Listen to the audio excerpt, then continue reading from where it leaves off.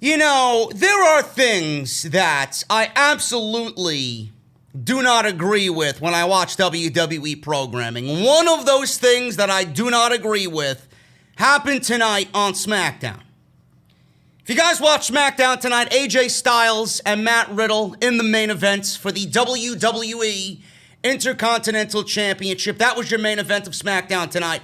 I do not agree with Matt Riddle losing clean already 1 month in after debuting on SmackDown. I do not agree with him losing clean to AJ Styles in the main event.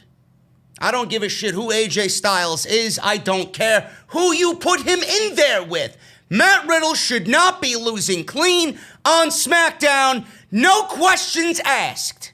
What does WWE do? Matt Riddle loses clean 1 month in after his debut. We are going to rant about it today on the podcast. Also, Braun Strowman buries John Morrison for whatever reason. I don't know. I have my reasons why I think Vince McMahon buried John Morrison. And no, it's not because they're breaking him away from The Miz. That would make too much sense, but we'll talk about that. Alexa Bliss had a special guest, a mystery guest, on A Moment of Piss tonight, and it was anything but a mystery. In fact, it was completely unnecessary. We'll talk about that with Asuka and Sasha, Bayley and Nikki Cross leading into Extreme Fools on Sunday night, and Naomi versus Lacey Evans, as if anybody cares, following the karaoke disaster after last week. This is SmackDown on Off the Script. Get ready, folks. It's going to be a good one.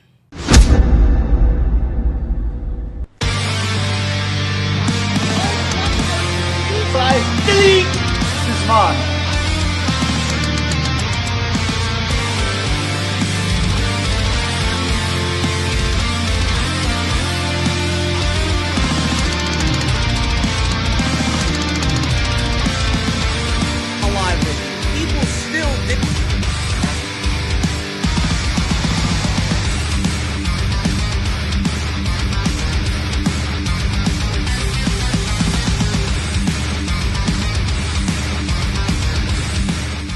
What is going on, guys? Thank you so very much for joining me right here on Off the Script. This is your official SmackDown review for July 17th, 2020. And we're going to break it down like we only can right here on the podcast. Not really much happened as far as build towards Extreme Rules. If you were not excited about the show on Sunday night, you were not any more excited about the show going into SmackDown, or coming out of SmackDown, I should say. Anyway, so they didn't really do much to enhance your excitement about what is coming on Sunday with the pay-per-view, but we're going to try and break everything down as we go into Sunday's pay-per-view, and then we are on the road to Summer Scam, because that's exactly what it is, the biggest scam of the summer happening in August. So we're going to break it down tonight. We got that big match in the main event, Matt Riddle and AJ Styles. I do not agree with what happened there. Asuka and Sasha Banks, Bayley and Nikki Cross. That's continuing. They're really making a big scene about Nikki Cross not getting the job done. They're trying to really make you believe that Bayley will lose that championship because Bayley is cheated, and she is cheated to her heart's desire against Nikki Cross. They really want you to believe that Bayley is going to lose and that we will not be getting Bayley versus Sasha Banks for that SmackDown Women's Championship. We'll go over that tonight on the show as well. And Miz and Morrison, man, what is going on with Miz and Morrison? What is going on with the tag team division? Everybody's like, oh, they're finally breaking Morrison away from the Miz. It's a slow burn. They're going to pull him away from there. He's going to go on his own. But he got buried tonight. He didn't look good for it. He made Braun Strowman look good, but he didn't look good for it. And we're going to break that down as well on the show tonight, man. Now, if you guys were wondering where the podcast was earlier this afternoon, I did not do a show because, A, I was exhausted, and B, there's so much Extreme Rules news coming out of the WWE that I didn't want to mix that in with the regular podcast. So what we're going to do is we're going to have an upload on Saturday morning. At some point in the morning, you guys are going to get part 1 of episode 335. And then on Sunday, you guys are going to get a pre and post show of Extreme Rules live on YouTube. So I will be live on YouTube with part 2, which will be a full-blown pre-show of Extreme Rules. So hopefully you guys can tune into that. And then Sunday, after the show goes off the air, obviously I will be live here covering all the happenings coming out of the WWE Performance Center for Extreme Rules 2020. So that is the lineup for Off the Script this weekend. I've made an executive decision. I thought I was going to cover Impact, but I'm not. I'm going to watch, and I might tweet some Impact thoughts from Slammiversary, but I will not be doing a live stream review of the show. And it's not fair from me to you because I'm such a stickler for quality over quantity. I don't know anything going in. I really don't know any of the stories going in. And I don't really want to sit here and just kind of base everything off of what I watched on Saturday night. So I'm going to watch as a fan, and I'm just going to take it in as a casual. That's all I'm going to do. So I am not doing Impact this Saturday. I do know that there will be WWE talent, ex-WWE talent showing up there, whether it's EC3, Matt Cardona, a.k.a. Zack Ryder, Heath Slater showing up. We don't know what's going to happen with those guys. Their clauses, their 90 days are up, so they could show up to anybody and work anywhere right now. So that's the one thing I'm going to keep an eye out for. EC3 is another one. He's heavily rumored to be in that main event and win the Impact World Championship. So I am going to watch as a casual, and I will not be doing a live stream, so we're just going to keep it to Extreme Rules this weekend. I wanted to let you guys know in case you were wondering where the podcast was this afternoon. Part 1 tomorrow, part 2 on Sunday afternoon, pre-show, and then I'll be live again on Sunday night with Extreme Rules, so that's that.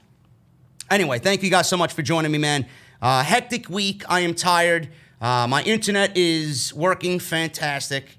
And I want to thank you guys again for the live stream, showing up to the live stream yesterday with AEW and NXT. We covered both shows in one big 2-hour live stream. My return after 48 hours being away from YouTube. So thank you guys so very much. Over 20,000 views, almost 2,000 likes. You guys showed up big time, and I appreciate you. Thank you all so very much. If you missed that live stream, if you missed the Monday Night Raw review, check the description. Everything you need is linked right down there. Follow me on Twitter, at JDFromNY206. That is on Twitter and Instagram. That's where I will be all weekend. If you guys want my in real-time thoughts about all things pro wrestling this weekend, that's where you'll find me, at JD from NY206. Hit that subscribe button, man. Turn on that bell for all notifications. Patreon.com/JD from NY206 if you want to show some extra appreciation for what I do here on the channel. And as always, the podcast is sponsored by my good friends over at Audible, audibletrial.com/offthescript. Get you a 30-day free trial and one free audio book of your choice. Thanks to Audible. As always, audibletrial.com/offthescript.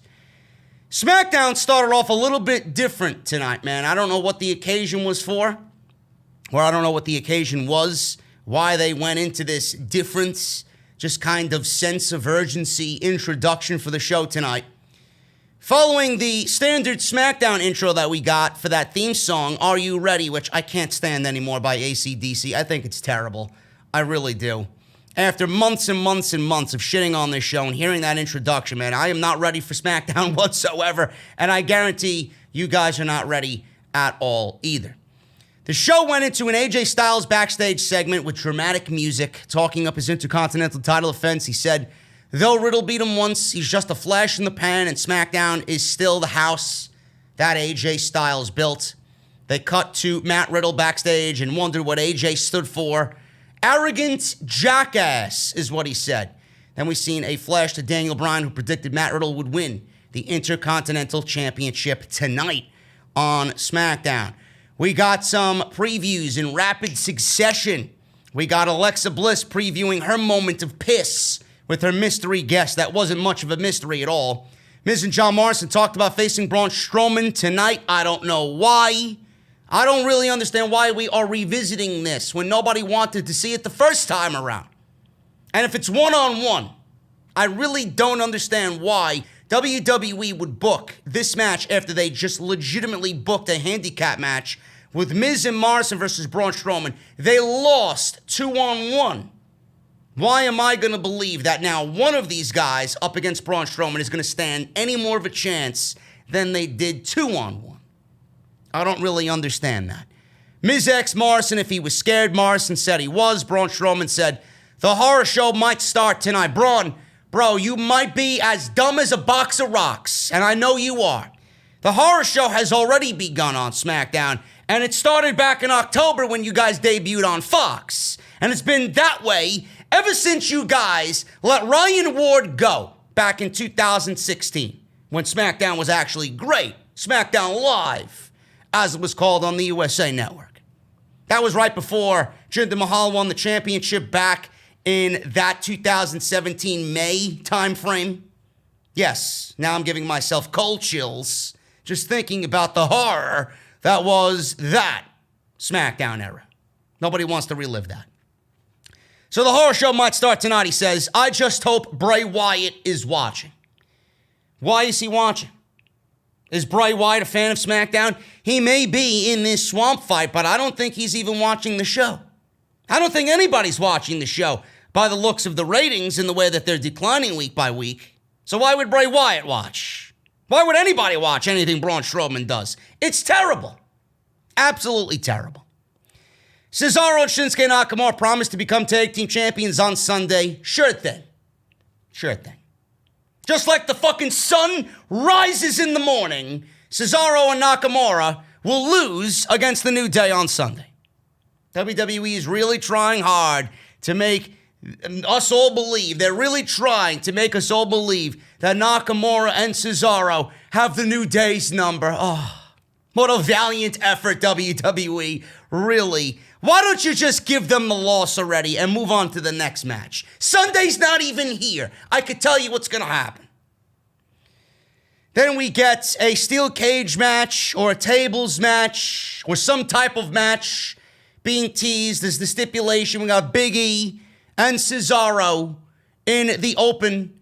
And if one of these guys wins, they get to pick the stipulation. That's the ruling. So we go right into that. Now, this was a unique way of WWE opening the show with these rapid fire, previews with the dramatic music over it. But it really didn't fit the vibe of the show. It really didn't. This is not like some themed show. This isn't some big culmination of anything that happened on TV. You're literally going into a pay-per-view that nobody cares about. If this was a 2-hour SmackDown show that you loaded with big closing feuds and big title matches, then I could absolutely see an intro like that working, but it really didn't fit the vibe of this show. SmackDown has no vibe, but a depressing vibe. So I didn't really understand it. It was different. I appreciated the effort, but it's got to be done in the right situation. Tonight was not that right situation. Before I continue going on with the SmackDown review, it escaped me, and I have to say something because it's very important to not only him but me, but I want to give a special shout out to my broadcast partner on Wednesdays on AEW Dynamite, the glorious Jesse, who is a big supporter of what I do here. He is my cohort on Wednesday nights for AEW Dynamite.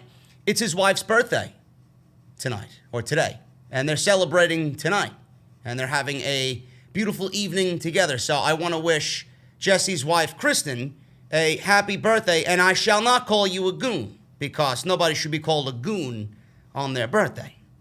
So Jesse's the goon because he doesn't like Britt Baker. He's the goon. You're not the goon. I'm telling you, bro, I'm going to get you a fucking meet and greet. I'm getting you a meet and greet. I'm telling you right now. And we're going to film it and we're going to upload it to YouTube, and it's going to go viral. Watch. Anyway, moving on with Big E and Cesaro. Like I said, WWE is really making you just ponder, will Cesaro and Nakamura pull off the upset? The answer is no. The answer is no. I appreciated the effort here. Cesaro is very good, really. You put him in the ring with anybody. You could put him in the ring with a fucking Victoria's Secret plastic model in the window, and he would probably bring it to a 4-star match. That's how great Cesaro is. The guy is absolutely wasted in WWE. They do not appreciate this man's ability in the ring. They have not given him the proper push that he deserves. He's always just there. He's always in the middle of the road. He's always used as a guy to get somebody else over, or he's used in this situation as a fill-in because this actual spot was belonging to the Forgotten Sons before Jackson Ryker went and behaved irresponsibly on social media. So that is why Cesaro and Nakamura are here, and that's not the first time I'm going to say that this weekend. But if you take Cesaro out of WWE and, for example, you put him in AEW, you could put him up against Kenny Omega. Unbelievable. Put him up against Cody. Unbelievable. Put him up against Pentagon. Unbelievable. Put him up against Jungle Boy. Unbelievable. Put him up against Ray fucking Phoenix, right? Where's my ridge? Where's my ridge? Take my fucking ridge. Put him up against Pac. Bro, the list goes on and on. This guy is a world champion caliber athlete in any other promotion. But in WWE, he's nothing more than a fill-in. And that pains my soul to say that Cesaro is nothing more than a bench warmer. Oh, we need you. Come on in. Come on into the game. We'll give you a little push. But you ain't going to amount to anything. And you're going to get the New Day over. Because there's no other tag teams in the tag team division on SmackDown. There's no tag teams in the WWE period. Because fuck tag team wrestling. You're going to do the job. And then you're going to go back on the bench and keep it warm until we call you again. So that's pretty much what Cesaro's role is in the WWE. Cesaro hit Big E in the corner with a big European uppercut. Tried for another one, but Big E stopped him dead in his tracks, hit a huge Uranagi. Big E turned Cesaro's leg over, hoisted him into a stretch muffler submission. Cesaro struggled out of it, but rolled through and went for a quick roll-up on Big E. Only got a 2 count. Cesaro transitioned into the Cesaro swing, then turned Big E over into a sharpshooter. Big E reached for the ropes, but Cesaro reached back, grabbed his arm, transitioned into a crossface. Shinsuke Nakamura then on the outside dropped Kofi Kingston. Big E powered out of a hold and scooped Cesaro up on his shoulders. Nakamura leapt off the apron, leapt onto the apron, by the way. I'm sorry, not off the apron, onto the apron. Distracting Big E long enough for Cesaro to slide out and temporarily get the vision of the referee. Nakamura kicked Big E in the face. Big E wandered into Cesaro after that kick. Then he hit the neutralizer, which looked very impressive for the 1-2-3. And Cesaro beats Big E in the open of the match on SmackDown, in the opening match on SmackDown.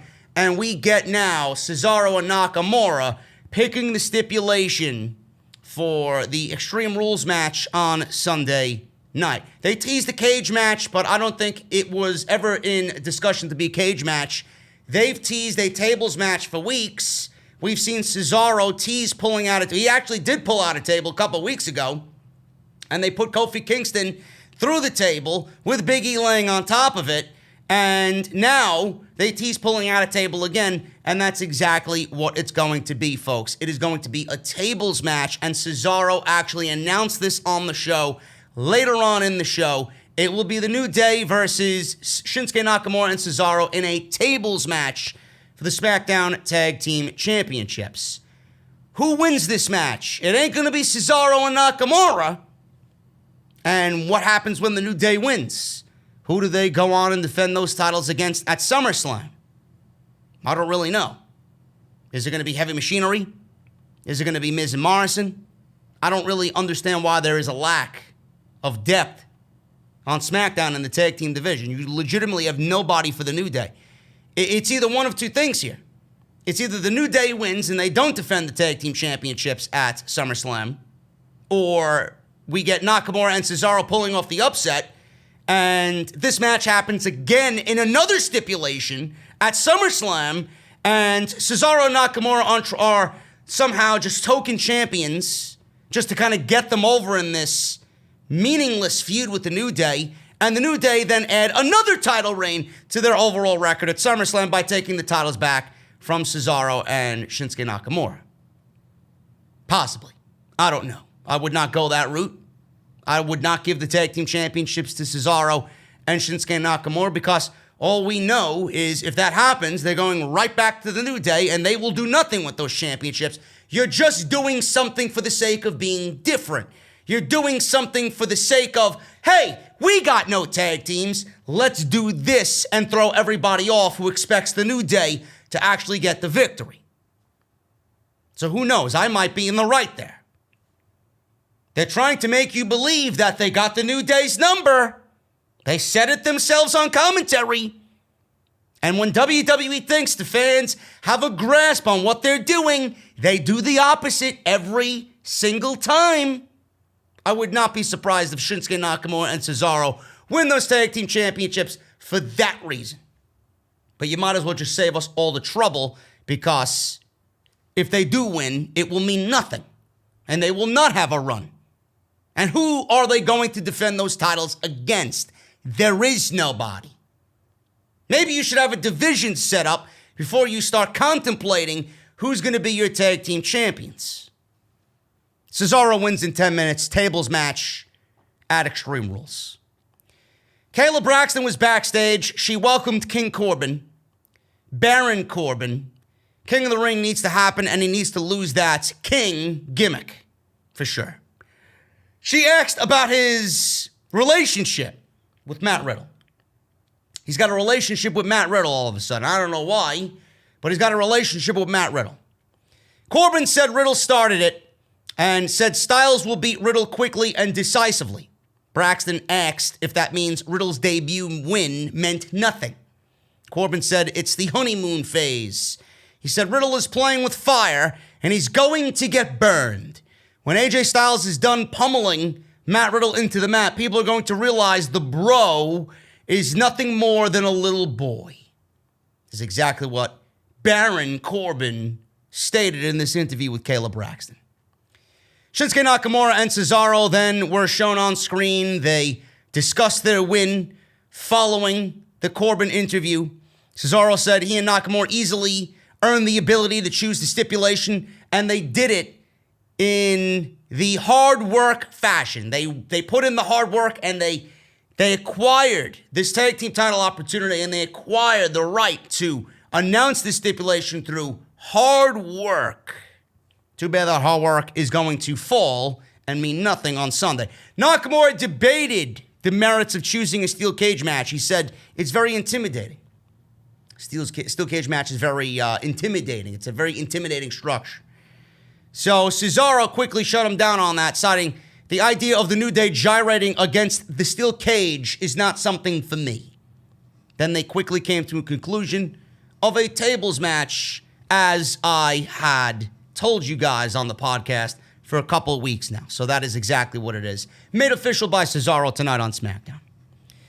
Alexa Bliss and Nikki Cross were in the ring, already seated in their chairs on the sets for a moment of piss right here on SmackDown.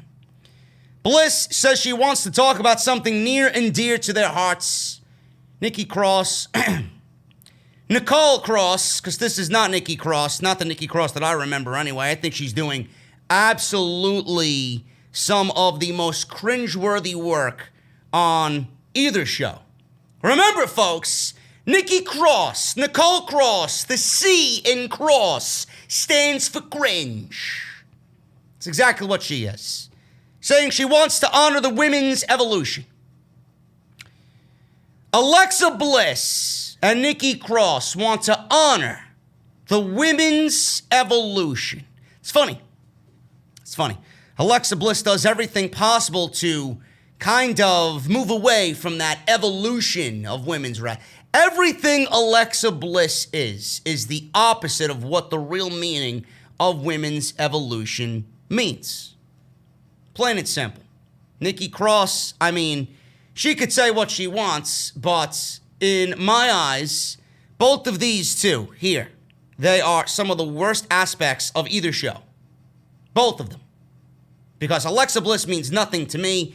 You guys know how I feel about Alexa Bliss in ring. And Nikki Cross, I mean, I still can't get over the fact of how they just took her character from NXT and they just made it completely unbearable to watch. She's fine in the ring, but Nikki Cross's character is just not for me. It really is not. It's actually overbearing to a point where at some points I just got to turn away and just put my head down in my phone and find anything else to do but listen to her speak.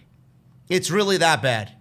And I don't know how anybody's enjoying this version of Nikki Cross, but my God, man, she hit a high point in NXT, and they just slowly degraded her down to being just ordinary. That's all she is. She's nothing more than Alexa Bliss's sidekick.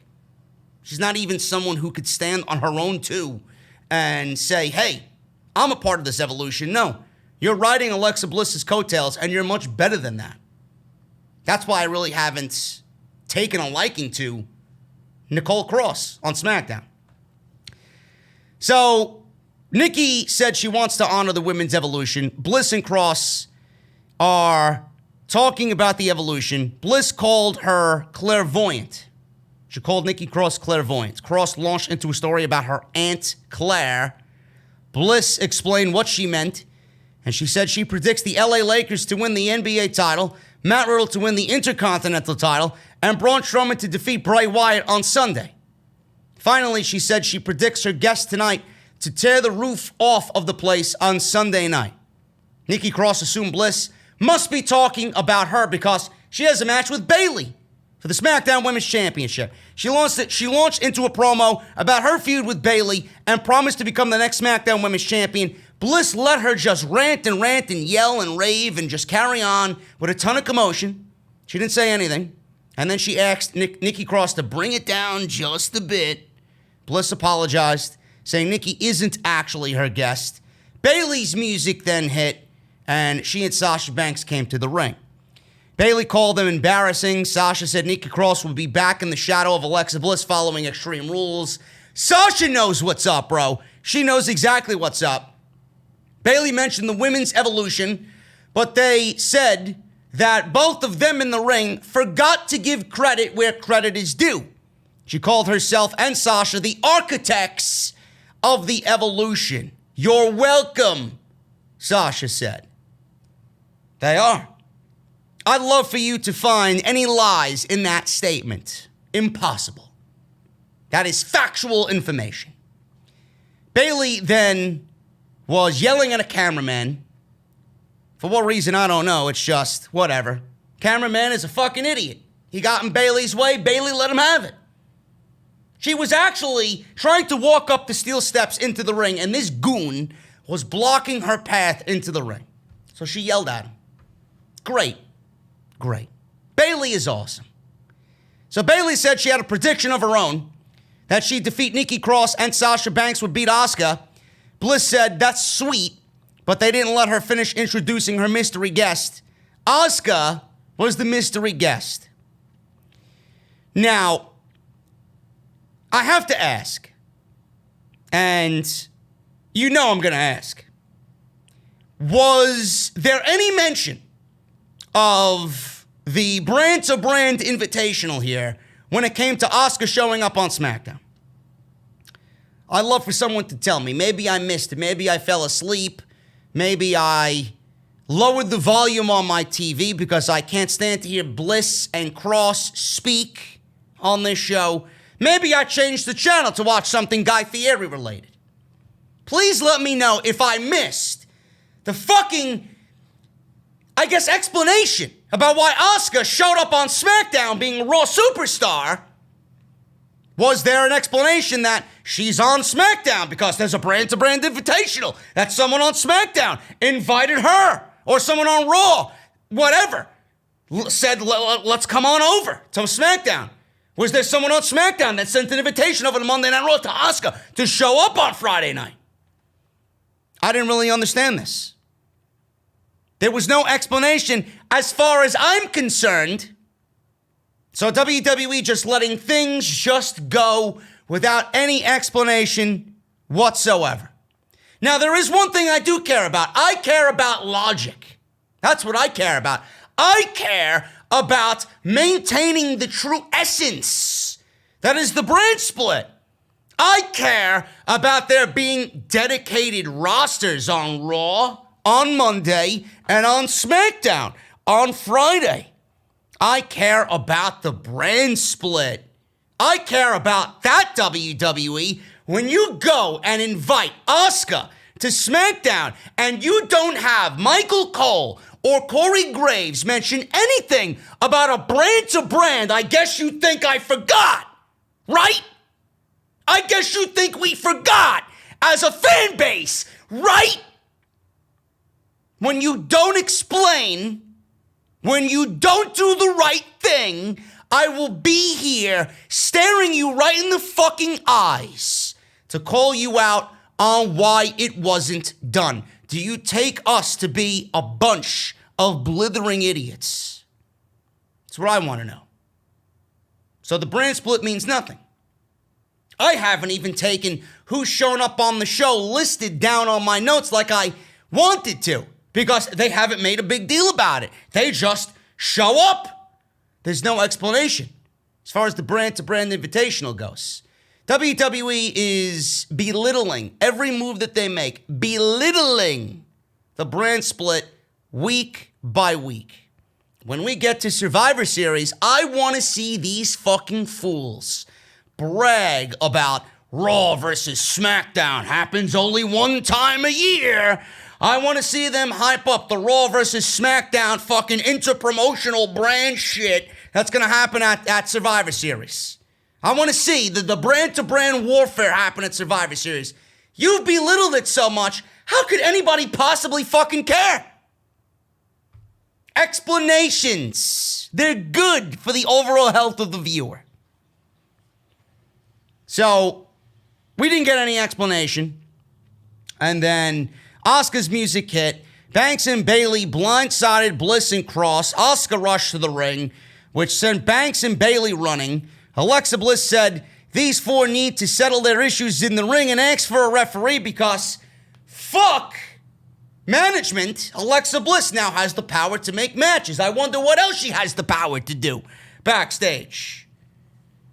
Are you fucking serious? What was the point of any of this? Any of it? Absolutely unnecessary. You could have done literally anything else in this 20-minute block, and I would have been happy.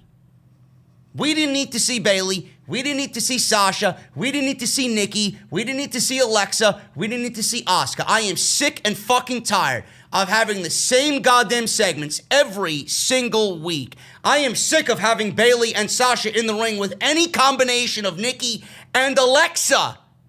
It's happened over a month now. Move on from it. It can happen no longer. What did you do leading up to this that you haven't done already? What?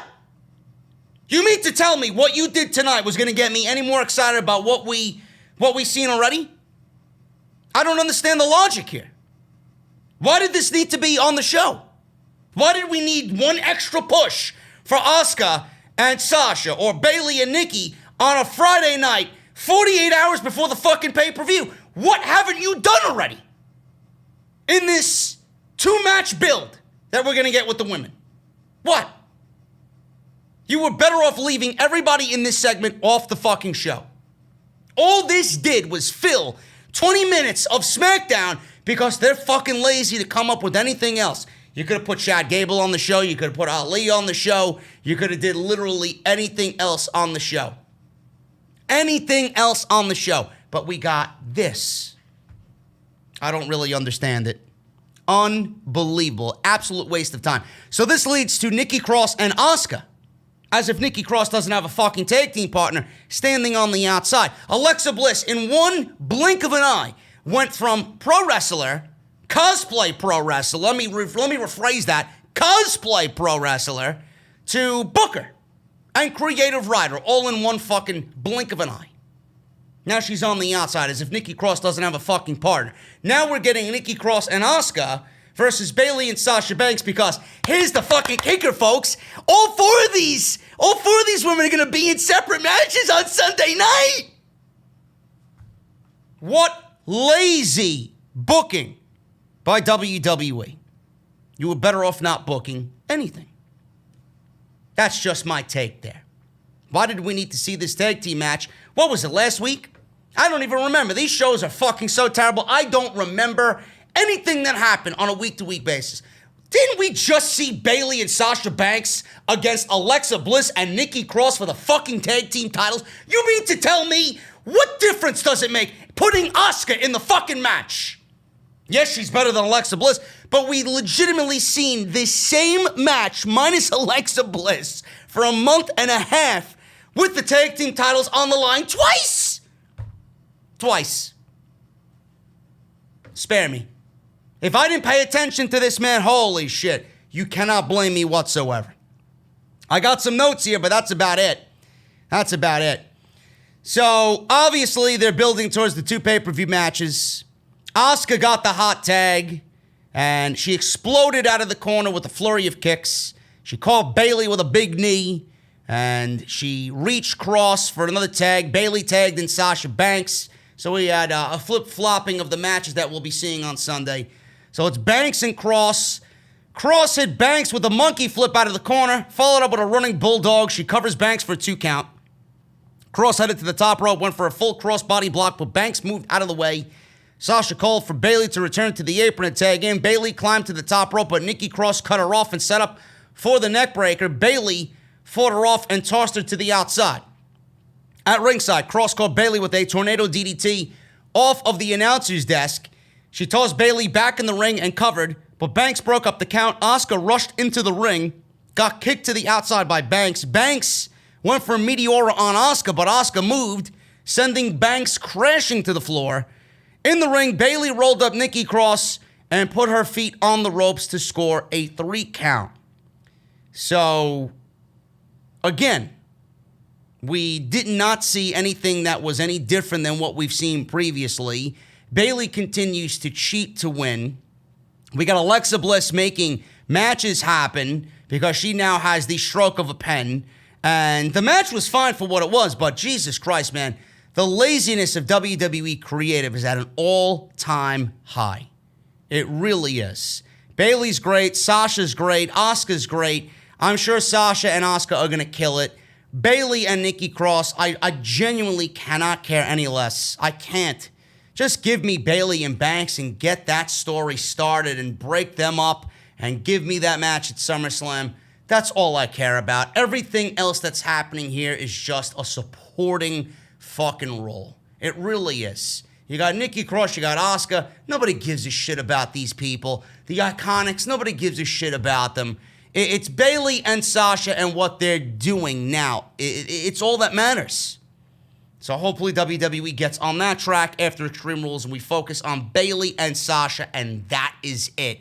Everybody else is just fucking in the background. In the way, way background. I don't give a shit. Please, stop with the monotony. Stop with the fucking rinse and repeat, same old shit. I am tired of it. I am not going to sit here and give them a pass because they have half of a roster because of what's happening. I don't care. Start booking better. Start booking smarter. Stop giving me rinse and repeat.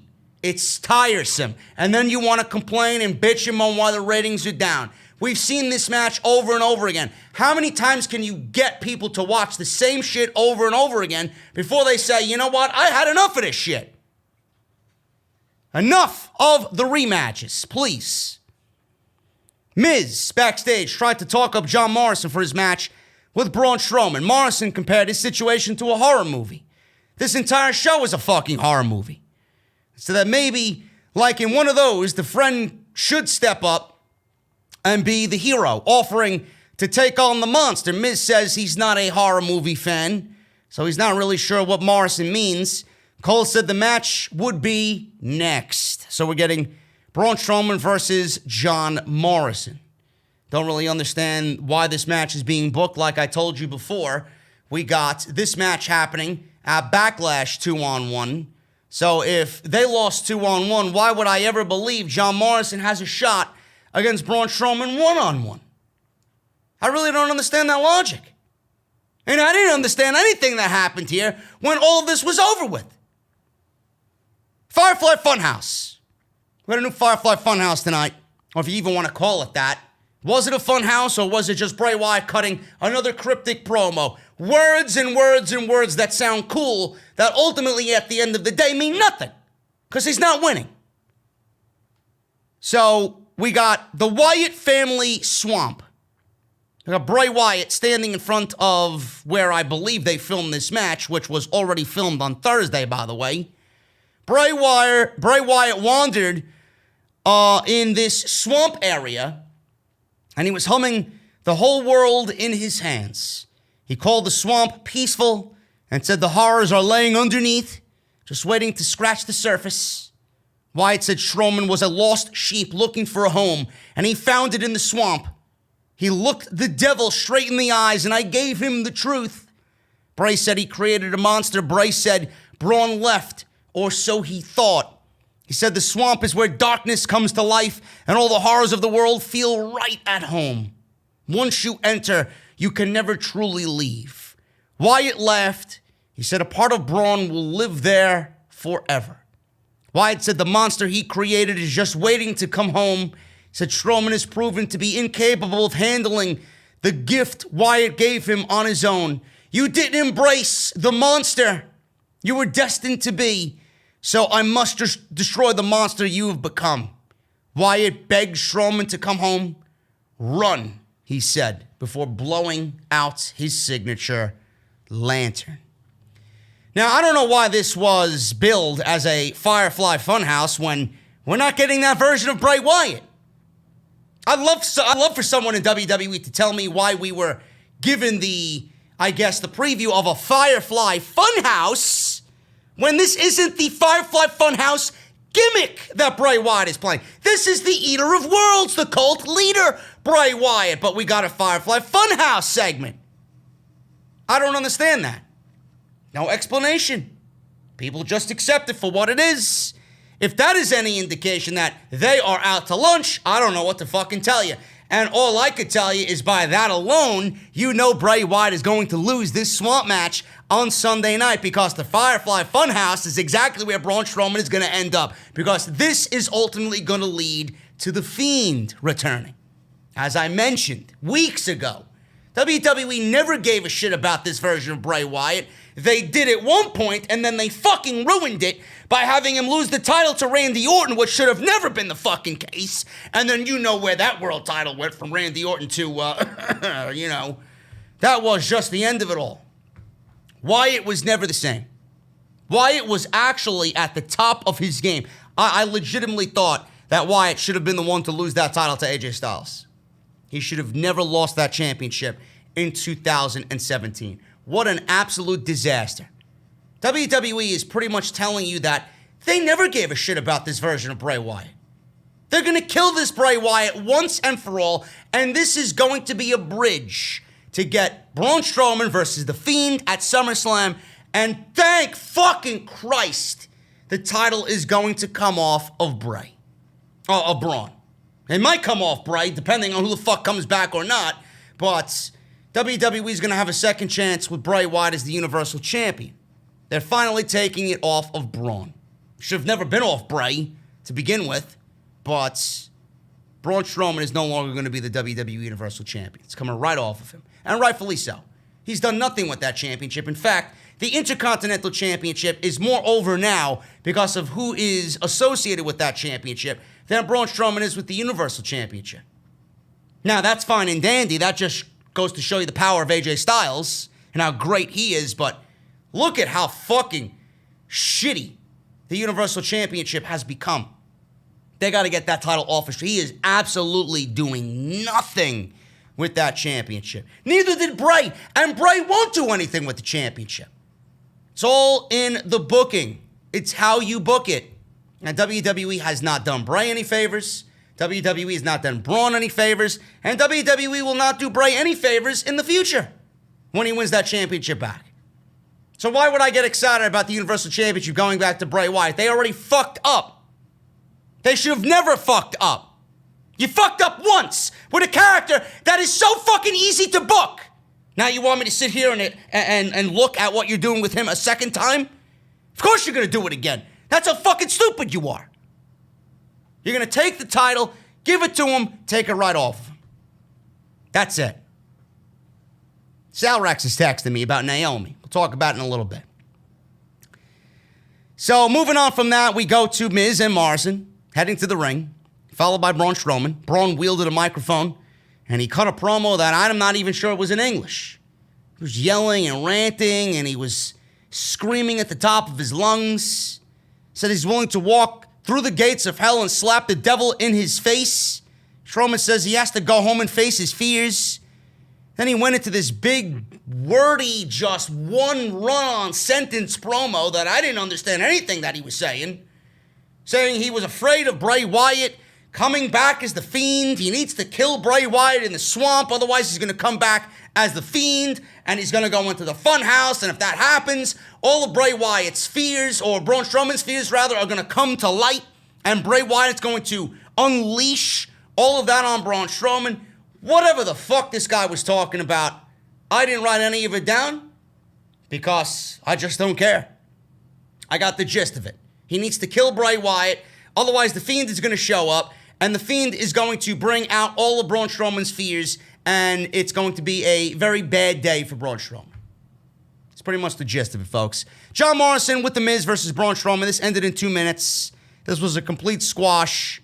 Morrison was obviously going to lose this match, and you knew early on it was not going to be pretty. He paced around the ring before finally getting in there with Braun.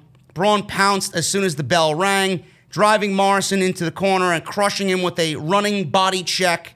Strowman tossed Morrison to the mats, and then he lifted him up by the throat, gave him a choke slam, and then he scooped Morrison up for a power slam in the 1-2-3.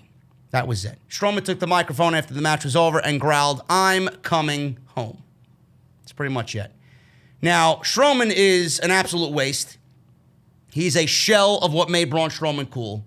Just get the fucking title off of him. The promo was terrible, and I get that they're trying to sell the story here with Bray Wyatt, but it is not interesting. How could a B-side of an imported fucking album be interesting? It's not. It's not. Give me a break. It's a song that never belonged on an album, and it's on an album as a fucking rare B-side over in Japan with the Japan release. The JD album, right? It's not here in the United States. Only the original version is here in the United States, but the imported version is over in Japan.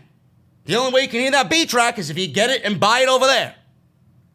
That's all this feud is. It really is. It's nothing more than the fucking B-side of the Wyatt family. The Wyatt family died with Wyatt, Rowan, and Harper. Braun Strowman was never really a part of the Wyatt family to really make you care about anything he did there.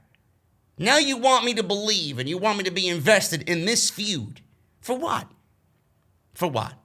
WWE is giving you all of what they're doing here because it's lazy. They just have one complete run-on theme. Every single time Braun Strowman and Bray Wyatt are on screen or building to this match, right? Come home. I gotta kill what I created. You know? Same shit over and over again. How could I be interested in this? How could anybody be interested in this when it's the same fucking feud? Bray Wyatt has had feuds like this over and over and over again under this character. And now you want me to care about this now because he's going in between characters? He went from Mr. Rogers Bray Wyatt to Eater of Worlds Bray Wyatt, which is going to lead to Eater of Worlds Bray Wyatt going right back to the Fiend Bray Wyatt. That's all we're waiting for. Nobody gives a shit about the story being told here. They want the conclusion. And the conclusion is taking the title of Braun Strowman. That's all we care about. Just end it. End it. I'm coming home. I can't wait till Braun Strowman comes home without gold. That'll be a good day in the neighborhood. Lacey Evans versus Naomi. This actually happened because of last week's horrible karaoke segment. Lacey Evans and Naomi. I believe Sal Rex. Let me see what he's texting me here. Hashtag Naomi deserves better is trending worldwide. That's how much people are pissed off with WWE right now about Naomi. This did not do Naomi any favors. In fact, WWE right now. I don't know what they're doing with Naomi, but it seems like it's being done purposely. I don't know what she did. I don't know why anybody in the company would dislike anything with Naomi. I feel like she's underutilized and right now being treated very unfairly for no reason whatsoever. This went 3 minutes. Naomi had braids. I don't remember her having braids during the karaoke segment. She had braids for this match, which actually cost her the match. Her braids cost her the match. So the women here were jockeying for position. They grabbed each other's hair through the ropes. Evans tried to tie Naomi's hair up in the middle rope, which actually was successful. There was knots of hair in the braids. The braids were knotted up in the middle turnbuckle. The referee tried desperately to free her. The referee forced Evans off. He went to go fix this situation. Naomi got loose, ran right into a loser's right, and that was it. Naomi loses, Evans wins, and that's it. This was actually just as bad as last week. Why does anybody care? Why does anybody care about Lacey Evans? The gimmick fucking blows. She's not good. The gimmick is outdated. I don't know who is going to sit there and find any common ground with what Lacey Evans is doing. She went from heel to babyface, back to being heel. This current transition with the karaoke segment right underneath your fucking nose, they were pushing her as a babyface. And with the karaoke segment, because she didn't win fucking karaoke and because WWE wanted to now just somehow make her go back into being a heel, they turned her right underneath everybody's nose. Naomi is clearly a babyface. Lacey Evans attacked Naomi last week, which would signify to me a heel turn. Why? Why? Why did you turn Lacey with no explanation? There's the no explanation again. Why did you do what you did and then fail to give me an explanation on it? And why does Lacey need to turn heel? I don't understand that. What was wrong with her staying heel in the first place? Why did she need to become a babyface? So everything you did with Sasha, and Sasha making fun of her kid, all for nothing. It's as if WWE just gets bored. Oh, today we're going to turn Lacey Evans into a heel. Forget what happened with her and Sasha belittling her kid, her daughter. We're going to turn her heel again for no reason. Because she's going to lose a karaoke segment against Naomi and then attack Naomi because we're too stupid to book women's wrestling on this show, and we're going to have them battle over being a sore loser in a karaoke segment instead of actually showing off these women's talent in the ring, vying for position for a title opportunity. But then again, I ask, what division is there? There is none. Carmella seemingly disappeared off the face of the earth. Dana Brooke is in fucking catering somewhere. God rest her soul. Knee deep in fucking catering, cleaning out the grease in the fryer, back in Titus's fucking kitchen. It's exactly where she is. That's where she belongs. I'd much rather see her there than in the ring. And who else you got? Tamina? Who else you got? Nobody. But then there's a rumor that WWE's calling up Vanessa Bourne to either Monday Night Raw or SmackDown. God rest our souls on Monday or Friday. You thought the Iconics were bad. Holy shit. Please. WWE right now, as far as women's wrestling goes, nobody. Charlotte's not even on TV. They don't even have that to fall back on. Outside of Bayley and Sasha and Asuka, you have zero. Nobody gives a shit about Lacey Evans. Get her off of TV. And if she's on TV, please explain to me why she's a fucking heel.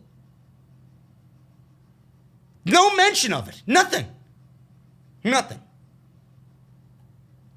Kayla Braxton was interviewing Jeff Hardy. She recapped the torment Sheamus has brought upon Hardy in recent weeks with the junkie gimmick, or the junkie, storyline, calling him, by the way, he calls him a junkie, because that's Sheamus's accent, and I kind of say the same thing, kind of imitating Sheamus, because I find it to be funny. People were asking me, why is JD saying junkie as junkie? It's junkie. I know, clown. I'm imitating Sheamus. He says it that way. I don't say it that way. I'd much rather be a fucking junkie than watch this shit on Friday night every week. Jesus Christ, hand me the bottle of fucking Tito's. Let me go to town. She recaps Sheamus and what Sheamus has put Hardy through. She asks why he'd accept a bar fight brawl. Oh, you know what's coming. You know Jeff Hardy is going to have alcohol being thrown all over him in this bar fight. You know it. They did the same thing to CM Punk. Straight edge, right? He had liquor on his lips. Watch, it's coming. Hardy says he can't run from the truth, so he plans to put his feet on the ground and face it. He said it's a risk he's willing to take. Kayla asked Jeff about his opinion on tonight's Intercontinental title match. He was blindsided then by a kick to the head, and Sheamus is back on SmackDown live in the flesh, in the building. He sat next to Jeff. Sheamus says he's going to help Jeff cleanse himself of his demons. I wish somebody would cleanse this fucking show. Bruce, please.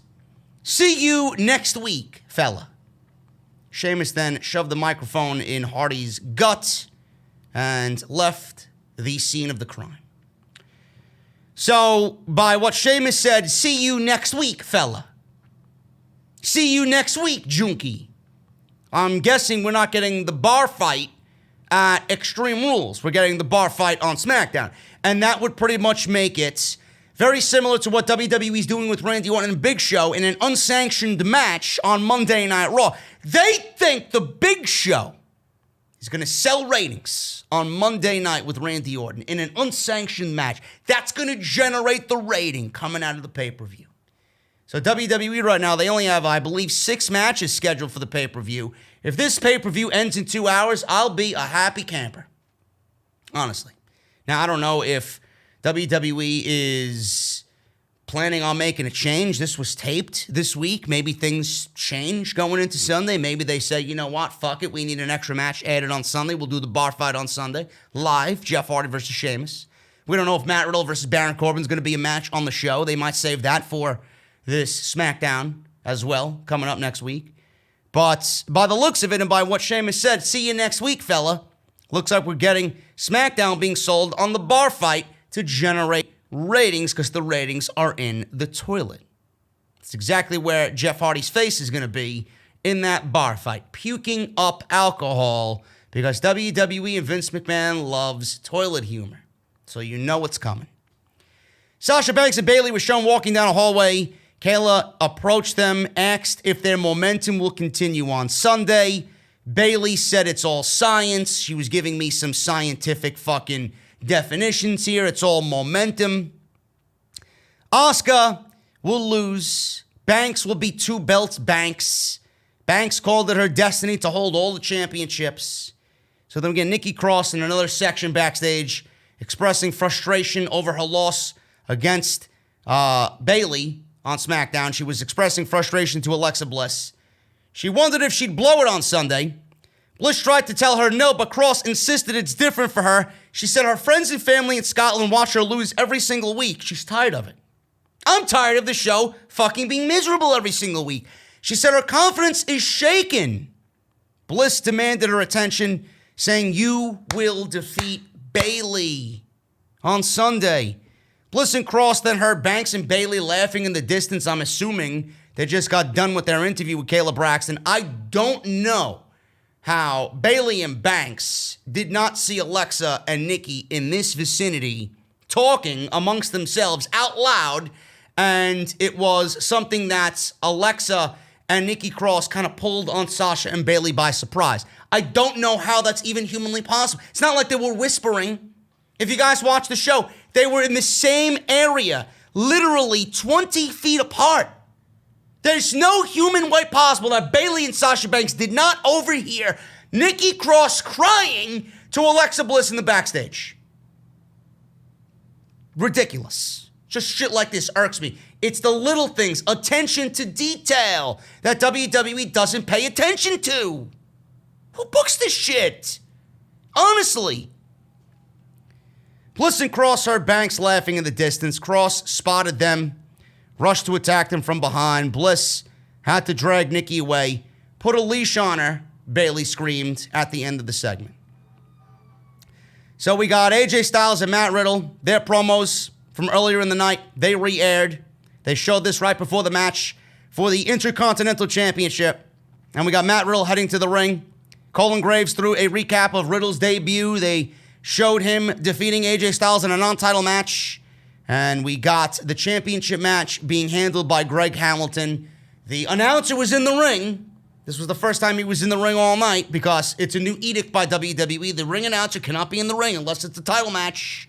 So Greg Hamilton was on screen introducing Riddle and Styles for this IC title main event here on SmackDown. This was a very good match. Not taking anything away from these guys. This was a very good match. And we're going to pick it up because it was all about the knees. It was all about the knees with AJ Styles targeting the knee and obviously setting himself up for the calf crusher, okay? So Styles continued to work on Riddle's leg. He drove Riddle's knee into the mat. Riddle tried to fight back with chops to the chest. Styles cut him off, put him in a sleeper hold, and he brought Riddle down to the mat. So he was really grounding him, working on the knee, working on grounding Riddle, because if Riddle's up in a vertical position, using his legs and using his strength, it's going to be a long night for AJ Styles. That was the story of the match here. So Riddle tried to fight to his feet, gave Styles a boot in the corner, hit a running forearm, tossed Styles over his head with a suplex. Styles ducked a seated kick, but Riddle hit him with a broton. Riddle followed up with a bro to sleep, followed by a high knee strike to the face. Riddle hooked the leg for a near fall, and we go to commercial break. Back from commercial. We got 2 commercials in this main event, by the way. AJ Styles caught Matt Riddle with a big clothesline out of the corner. Looked really good. And Styles and Riddle traded elbows. Styles kicked Riddle in the knee to buckle the injured leg that he was working on. Riddle fired back with a dropkick. Both men slowly got up. Styles retreated to the corner. Riddle charged in. Styles caught him with a kick to the jaw. Super kick to the jaw. Styles had a running clothesline into the corner, then set up for a Styles clash. Riddle dropped to a knee to protect himself from the Styles clash. So nice there on Matt Riddle, having that Styles clash well scouted already. Riddle fought free, hit a ripcord knee. Riddle climbed to the top, went for the floating bro, but Styles moved and Riddle landed on his right hip. He missed the floating bro.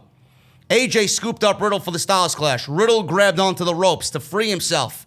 Styles dumped Matt Riddle to the apron, hit a deadlift brainbuster over the ropes into the ring for a near fall. Devastating brainbuster by Styles. Styles got another near fall off of the Ushigoroshi. Styles climbed and leapt off the top rope, but Riddle caught him, turned him over into the bro Derek. Styles fought free. Styles and Riddle traded some quick strikes, elbows, kicks. Styles managed to down Riddle and lock in the calf crusher. Riddle tried to roll through it, but Styles rolled with him to maintain the hold. Riddle managed to roll through for a second time and got a bro-mission applied on AJ Styles. Styles frantically rolled around, and he got the win when he countered the bro-mission into a surprise 3 count, and AJ Styles, rightfully so, retained the Intercontinental Championship. Matt Riddle loses clean on SmackDown.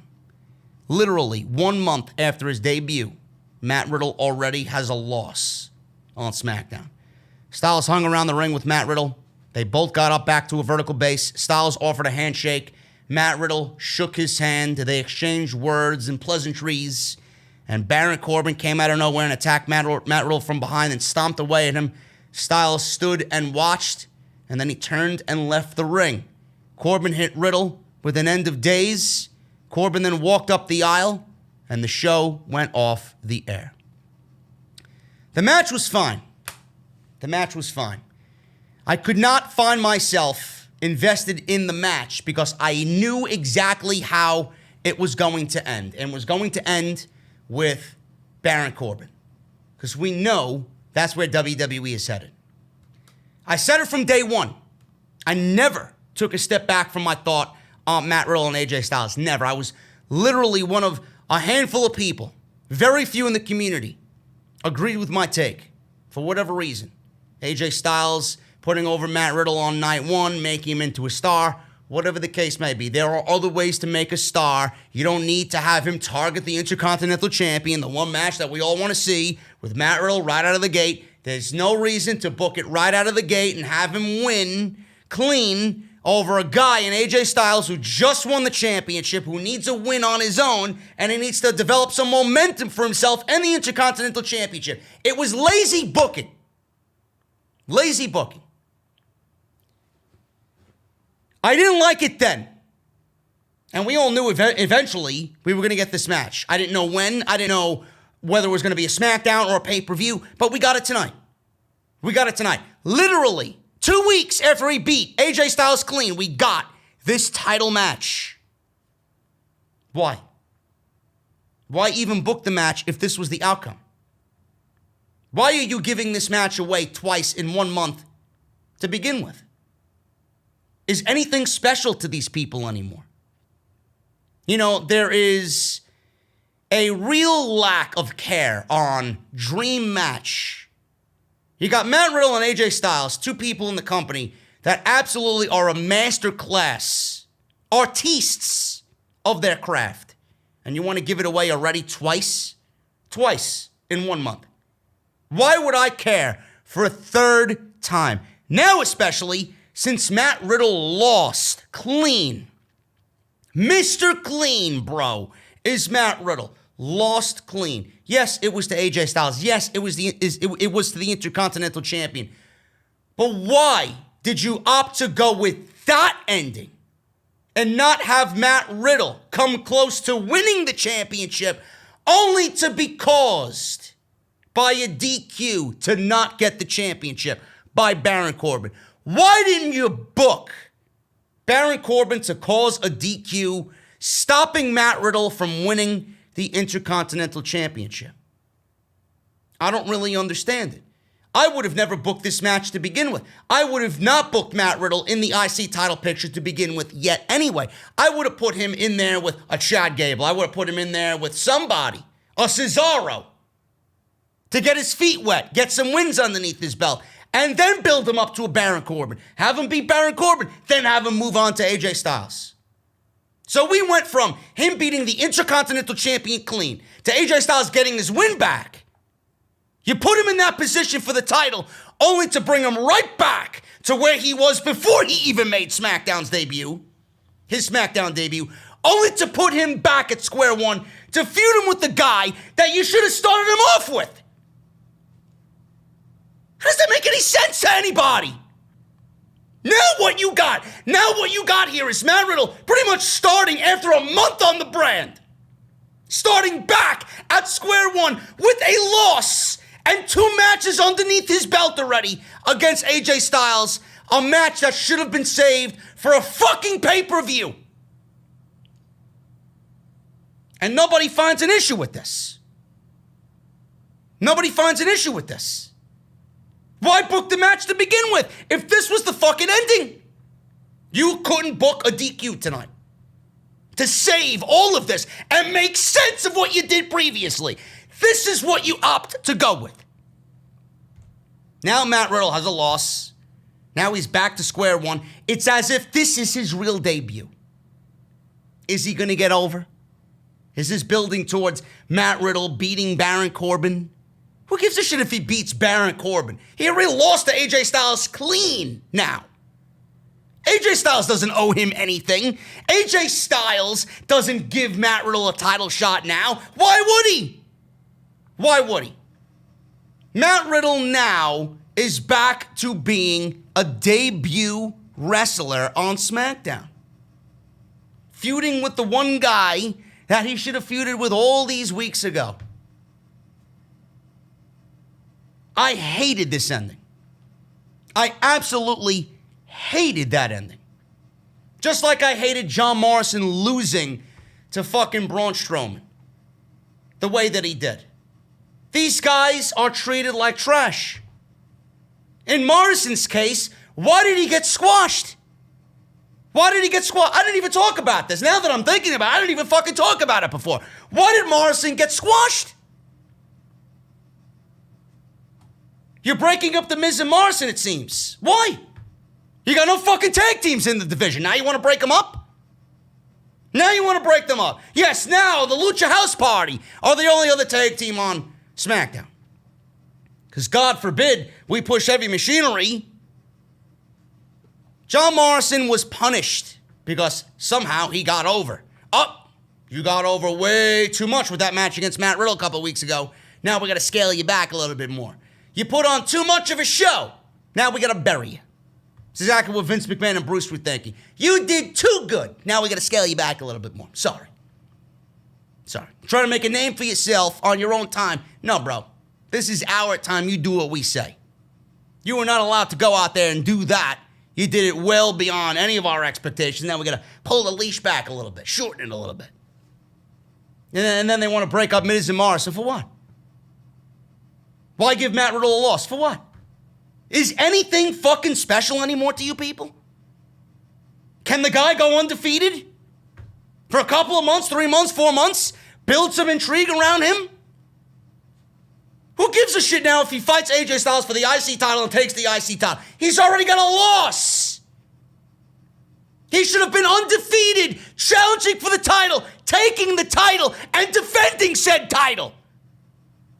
Matt Riddle's a guy that you use and treat with care. He's already got a loss. Why? That is a guy that you could build this entire brand around, and you already gave him a clean loss to start him back at square one against Baron fucking Corbin. Baron Corbin. Matt Riddle got fucked. I'm not going to use the word buried, and you guys are smarter than that. I didn't use the word buried once. Matt Riddle is not buried. But man, oh man, this is shitty fucking booking. Shitty booking. I'm getting out of here, guys. Thank you so very much for all your support. If you enjoy the podcast, let me know down below. Let me know what you think about Matt Riddle and AJ Styles and Baron Corbin. Do you agree with me? Do you not agree with me? Let me know. What do you think about the Miz and Morrison? Are they breaking up? Did Morrison get punished tonight? Did he get squashed tonight because he was a little too flashy against Matt Riddle? Everybody loved that match. Now they go from loving that match to complaining about how he's being treated. We all know he should be treated better, but my God, that was not necessary. Alexa Bliss, Nikki Cross, Bayley, Sasha. Let me know what you guys think about that one down below. And I will be right back here on Saturday morning with more Off the Script as we start the Extreme Rules weekend off in style. Off the Script Part 1 tomorrow, and then we'll be back live pre-show and post-show on Sunday for Extreme Rules. Follow me on Twitter, guys, at JD from NY206. That is on Twitter and Instagram. Hit that subscribe button down below. Turn on that bell for all notifications. If you guys missed any of my content previously this week, links are down below. Patreon.com/JD from NY206 and Audible. Want to thank my guys over at Audible again, audibletrial.com/off the script. Guys, I'll see you right back here for tomorrow's Off the Script, and I will see you guys for Extreme Rules on Sunday. Until then, guys, take care.